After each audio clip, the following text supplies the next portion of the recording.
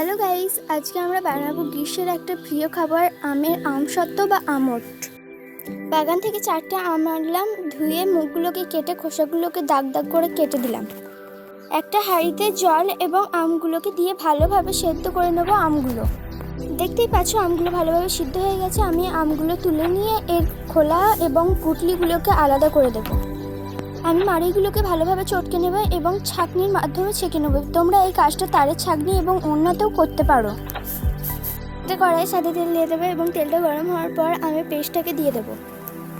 পরিমাণ মতো জল, পরিমাণ মতো লবণ, পরিমাণ মতো চিনি এবং ফুড কালার দিয়ে ও মিডিয়াম আঁচে নাড়তে হবে। তোমরা এটা চাইলে ওভেনেও করতে পারো, আমরা উনুনে করেছি। এই আমের পেস্টটাকে ঘন ঘন খুব ভালোভাবে নাড়তে হবে যতক্ষণ না এটা গাঢ় হয়ে যায়। দেখতেই পাচ্ছ আমি কত ঘন ঘন নাড়ছি, এটা আস্তে আস্তে গাঢ় হয়ে আসছে। এটা দেখো কত গাঢ় হয়ে গেছে। আমি একটা খাঁচায় তেল বুলিয়ে নেব ভালোভাবে এবং এটাতে আমি ঢালবো এই আমের পেস্টটা। দেখো কত গাঢ় হয়ে গেছে।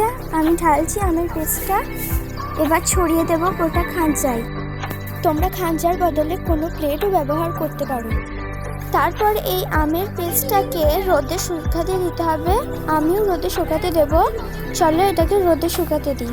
এই আমের পেস্টটা শুকানোর আগে আমি 3টে শুকনো লঙ্কাকে ছোট ছোট কুচি করে এর ওপরে ছড়িয়ে দেবো। এটা তোমরা চাইলে দিতেও পারো, না দিতেও পারো।